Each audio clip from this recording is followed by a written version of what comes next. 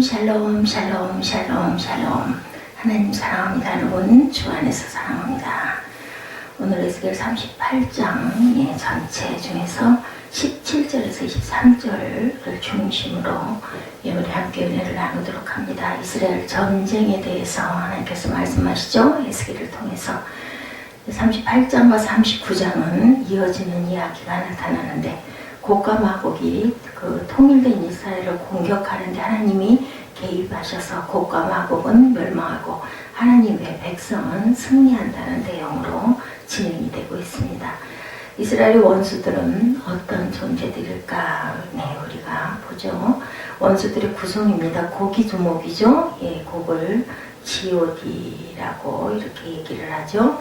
즉 로스와 메섹과 두발 왕이 두목입니다. 에스겔 38장 1절에서 3절에 그리고 그 밑에 졸병들이 5절에서 7절까지 나타나 있습니다. 내용을 보면 곡이 대장이 되어 바사와 구스 풋등을 거느리고 통일된 이스라엘을 쳐들어온다는 그러한 거죠. 여기 나오는 복잡한 이름들은 성경에 처음 나오는 이름들은 아니죠. 창세기 10장에 보면 노아의 세 아들 함, 셈, 야벳이 나오죠. 여러분들 잘 아시죠? 이들 가운데 하나님이 택하여 진리를 주신 백성은 셈입니다.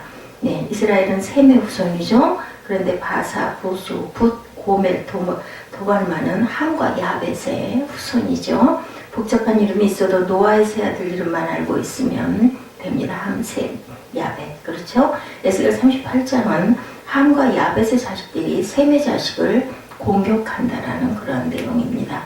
하나님의 택함 받지 못한 자들이 택함 받은 자들을 공격한다라는 거죠. 내용상으로. 세대주의 종말론자들은 하나같이 이스라엘의 원수들은 현대 국가라고 말하지만 여기 나오는 원수 국가들은 지역적으로도 러시아가 아니라 터키 지역을 가리키고 있는 걸 봅니다.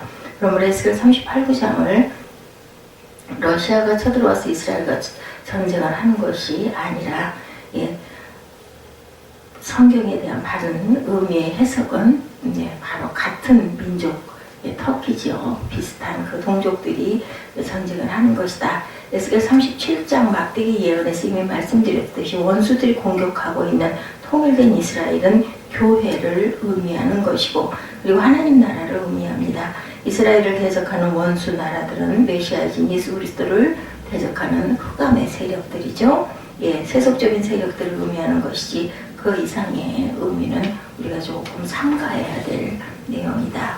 원수들의 특징은 어떤가 봅니다. 첫째, 그들은 무장이 잘 되어 있습니다. 공격 무기에 방어 무기를 잘 갖추고 있죠. 방패와 창, 활, 투구를 갖추고 있습니다. 둘째, 그들은 숫자가 많습니다. 너와 함께 한 많은 백성이 광풍같이 이루고 구름같이 땅을 덮으리라. 9절에 그렇게 나타나 있죠. 구름같이 땅을 덮는다는 것은 사람이 많다는 의미를 하고 있습니다. 셋째, 영적으로 무지한 존재들입니다. 누가 하나님이고 마귀인지를 모르죠. 진리와 거짓을 구분하지 못한다. 그래서 38장 14절에 인자의 너는 또 예언하여 고객에 이르기를 주 야훼의 말씀이 내 백성 이스라엘이 평안히 거하는 날에 내가 어찌 그것을 알지 못하겠느냐 이렇게 말씀합니다. 하나님이 하나님의 백성을 불러 모아서 교회를 이루고 평안히 살게 하고 전 세계로 교회가 퍼져나가고 대한민국에도 교회가 많이 세워지는 걸 보면 하나님이 살아계신 것이 틀림없구나 라고 생각해야 되는데 전혀 모른다는 거. 왜냐하면 영적으로 무지하기 때문이죠. 네 번째, 성도들을 향해 약탈하고 공격하는 존재들이다. 곡과 마곡은 군대를 모아 세상 중에 평안히 거하는 이스라엘 백성을 공격하고 약탈합니다. 그리고 또한 곡과 마곡은 세상 세력을 의미하죠. 정치, 종교, 교육, 문화, 예술, 언론 세력 모두 막강하죠. 하나님의 원수들은 이렇게 조직도 강하고 돈도 많고 세력도 강하고 무기도 많다는 것. 지금도 이단 보면 굉장히 돈이 많아요. 그죠? 그런 것처럼 막강하다 세력도. 그렇다면 하나님의 교회는 막강한 세상 세력 앞에 과연 좌절되어야만 하는 것일까? 그렇죠. 에스겔 선지자는 하나님의 백성을 좌절시키기 위해서 예언하고 있는 것은 아닙니다. 오히려 원수들의 세력이 아무리 강할지라도 하나님이 그 원수들을 어떻게 다루는지를 알고 하나님의 백성은 좌절하지 말고 용기를 가지라는 목적으로 예언을 하고 있습니다. 하나님의 원수들을 향해서 어떤 일을 하셨는가? 예, 하나님은 원수들을 대적하시죠. 네, 이르기를 주 야훼의 말씀에 로수와 메섹과 두바랑 고가 내가 너를 대적하여. 3절에 그러므로 인자여 너는 곡을 쳐서 예언하여 이르기를 주 야훼의 말씀에 로수와 메섹과 두바랑 고가 내가 너를 대적하여. 39장 1절에도 이렇게 나타나 있습니다. 보면 하나님은 원수들을 대적하시고 원수들의 반대편에 서 계시고 하나님의 교회는 비록 약하지만 하나님의 교회와 같은 편이 되신다. 도우시는 하나님이십니다. 둘째, 원수들을 통제하고 계시죠. 컨트롤하십니다. 너를 돌이켜 갈고리로 내 아가리를 꿰고 너와 말과 기병 곧 온 군대를 이끌어내되 완전한 갑옷을 입고 큰 방패와 작은 방패를 가지면 칼을 잡은 큰 무리와 아가리가 갈고리에 꿰인 존재는 갈고리를 잡고 있는 얘기 꼼짝 못하죠. 우리 물고기 잡았을 때 보면 그 아가미에다가 이렇게 해서 딱 이렇게 꿰죠. 보면 이런 것처럼 절대로 움직일 수가 없습니다. 하나님의 원수들이 아무리 강할지라도 이렇게 하면 전혀 꼼짝을 못한다. 아무리 소가 커도 어린아이가 재갈을 물려 끌고 가면 끌려가는 대로 손은 따라갑니다. 이런 것과 같죠. 셋째로 원수들을 향하여 노를 바라셨다. 나주 야훼가 말하노라 그날의 곡이 이스라엘 땅을 치우는데 너가 내 얼굴에 나타나리라. 하나님이 진노하시면 이 세상에는 온갖 재난이 일어나게 됩니다. 큰 지진이 일어나죠. 우리가 훌륭한 문화를 세우고 웅장한 건축물을 세웠다 할지라도 하나님이 한 번만 흔들면 모두 땅속으로 들어갑니다. 지금도 지진이 나고 쓰나미가 일고 그죠? 홍수가 나고 하면은 아무것도 남는 것이 없습니다. 원수끼리 서로 죽입니다. 21절에도 증거하듯이 질병으로 치시고 폭우 우박덩이 불과 유황으로 치십니다. 에스겔 39장을 보면 하나님이 마곡의 군대를 향해서 진노하신 결과가 기록되어 있죠. 이스라엘 백성이 승리했는데 곡과 마곡의 무기를 빼앗아 땔감으로 사용합니다. 7년 동안 산에서 나무를 갖다 사용하지 않아도 될 정도로 39장 9절 10절에 나타나 있습니다. 그리고 사해동편 골짜기에 시체를 옮기는데 7개월이 걸립니다. 그 골짜기를 고개 무리가 묻힌 골짜기라 하여서 하몬곡이다 이렇게 부릅니다. 에스겔 38구장을 문자 그대로 해석해서는 안 되는 이유가 바로 여기 있습니다. 이것을 과거의 전쟁으로 본다고 한다면 이스라엘의 숙소기는 이런 전쟁이 없었죠. 7개월 동안 시체를 치운 적이 없습니다. 7년 동안 원수의 무기를 가지고 밥을 치운 적도 없었습니다. 그러므로 과거의 사건이 아니고 미래의 전쟁으로 본다면 나무로 무기를 만드는 군대가 없죠. 방패를 나무로 만들어서 전쟁을 할 수가 없습니다. 그러므로 미래의 전쟁이라고도 볼 수가 없다. 에스겔 38구장은 영적인 해석을 하는 것이 그렇기 때문에 맞다. 곡감하고 그 추종자는 교회를 대적하는 흑암의 세력을 의미하죠. 이들이 공격하는 통일된 이스라엘은 교회를 의미합니다. 또 이들이 쳐들어오는 말세는 신약시대를 의미하기도 하죠. 하나님의 원수들이 신약시대가 되면 하나님의 교회를 공격할 것이다 하는 예언입니다. 그러나 결국은 하나님이 흑암의 권세를 심판하고 교회로 하여금 대승리를 거두게 할 것이고 그날은 예수 그리스도가 재림하는 날이 될 것이다. 상징적이라는 거죠. 그날은 언론, 스포츠, 정치도 모두 무너지고 불의 심판이 올 것이며 하나님의 구원받은 백성은 부활하여 영생하는 몸을 입고 새하늘과 새 땅에서 복을 받고 살 것이다. 휴거 사건을 이야기합니다. 우리가 사는 이 세상은 잠깐 안개처럼 살죠. 우리는 모두 다 뭐예요? 잠깐 왔다 갑니다. 그렇기 때문에 우리가 돌아갈 본향이 있다. 우리는 그래서 전부 다 디아스포라, 영적으로 보면 잠깐 와서 머무는 정도다. 지금 돈과 힘이 있다고 교회를 핍박하는 자들은 곡과 마곡에 졸개들이라는 것을 우리가 알아야 된다. 핍박하는 그들은 결국 망할 것이며 우리는 승리할 것이다. 아멘. 하나님은 무슨 목적으로 곡을 채서 예언하라고 하셨을까요? 그렇다면 때와 날의 개념을 구별해야 하는데 에스겔 38장을 이해하는데 중요한 한 단어가 있습니다. 바로 날, 데이라는 단어입니다. 이 단어는 단수로 쓰이기도 하며 복수로도 쓰인다는 사실을 우리가 알아야 되겠는데 구름이 땅에 덮인 같이 내 백성 이스라엘을 치러 오리라 이렇게 증거하죠. 고가 끝날에 내가 너를 이끌어다 내 땅을 치게 하리니 16절에 이렇게 증거합니다.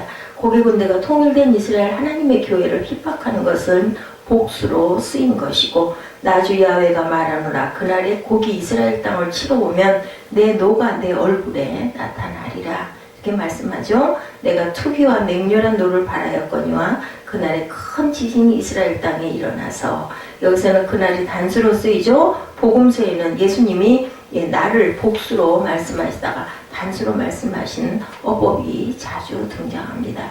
노아의 때에 된 것과 같이 인자의 때에도 그러하리라. 누가복음 17장 26절에도 이렇게 말씀합니다. 신약성경의 복수의 날들을 때라고 번역하죠. 때는 복수이고 날은 단수입니다. 그래서 때는 데이즈라고 나타나고 날은 데이죠. 그날이 되면 비로소 하나님의 말씀이 진실이라는 것을 알게 될 것이다. 노아의 때는 노아가 방주를 짓던 120년 동안을 말합니다. 하나님이 물로 심판한다고 하자 노아는 방주를 만들었죠. 그러나 사람들은 노아를 비웃고 시립과 장가를 갔습니다. 절대로 듣지를 않았습니다.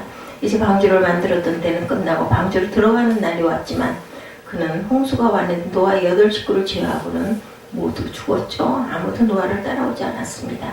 예수님의 때에도 사람들이 똑같을 것이다. 노아 시대는 물로 심판하죠. 21세기는 불심판이 기다리고 있습니다. 이 세상은 불로 망할 것이고 오늘날도 우리 목회자들이 인자의 때에 불로 망한다고 하면 목사들을 멸시합니다. 그런 일이 어디 있어. 그런데 인자가 나타나는 날에는 그 말씀이 진리가 될 것을 알 것이다. 베드로서 3장에 보면 그날 되면 즉 예수 그리스도의 나타나신 날이 되면 불이 임하여 하늘과 땅은 절단될 것이다. 이렇게 성경에 나타나 있습니다. 하늘도 큰 소리로 날아가고 땅에 있는 모든 것이 풀어질 것이다. 그때 새하늘과 새 땅으로 변화되고 하나님의 원수들은 완전히 망해버리고 하나님의 백성은 영생의 부활로 새하늘과 새 땅에서 영원토록 거하게 될 것이다. 이것이 바로 우리 영생의 복을 가진 사람들의 승리입니다.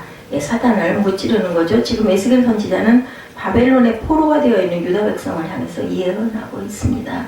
70년 후면 예루살렘을 다시 돌아갈 것이고 유다 백성 모두 그것을 알고 있죠. 그런데 70년 후면 늙어 죽을 것인데 돌아가지 못할 것으로 생각했지만 고토로 돌아가는 것이 아무런 의미가 없다고 그들은 생각을 했지만 그들은 문자 그대로 고토 예루살렘으로 돌아가는 것보다 더 큰 비전이 필요했겠죠. 그들을 지탱시켜 줄 수 있는 역사 철학이 필요했습니다. 비록 내가 바벨론의 포로가 되어 있을지라도 바벨론은 망하고 나는 하나님의 축복을 받아 영원한 구원을 얻게 될 것이고 하늘의 새 예루살렘으로 돌아가게 될 것이다.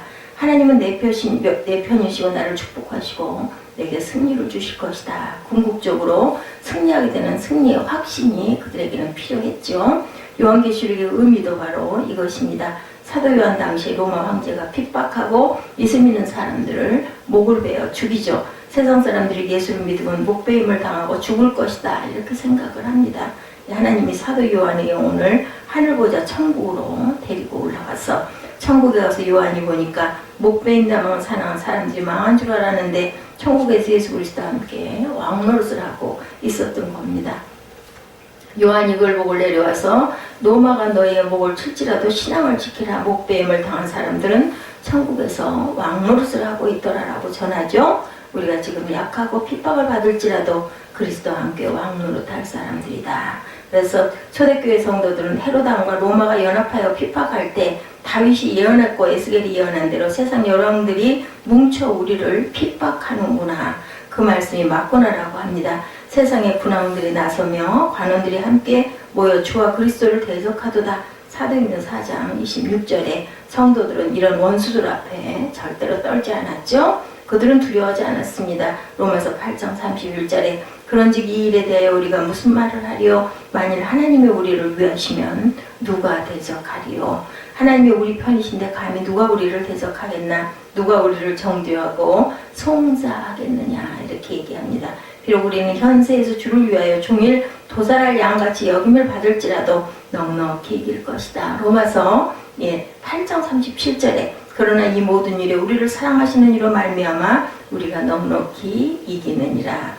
우리는 죽어도 구하라고 하나님이 함께 하심으로 이 모든 일에 넉넉히 이길 것이죠. 이렇게 에스겔 38부장은 미래에 핵전쟁이 일어날 것은 예언하는 것이 아니고 우리 성도들이 이 세상을 어떤 태도로 살아야 하는지를 말씀하고 있습니다. 마음에 두려움과 걱정, 염려, 근심을 가지고 살지 말아라. 패배의식을 가지고 살지 말고 모두 승리할 수 있다라는 것을 믿음으로 굳건하게 믿고 담대하게 나아가고, 그리고 하나님께서 예수 그리스도께서 우리를 보호하고 계시고 성령께서 우리를 인도하신다는 것을 믿는, 그렇게 살아가시는 저와 여러분 되시기를 주님의 이름으로 축복합니다. 기도하시겠습니다.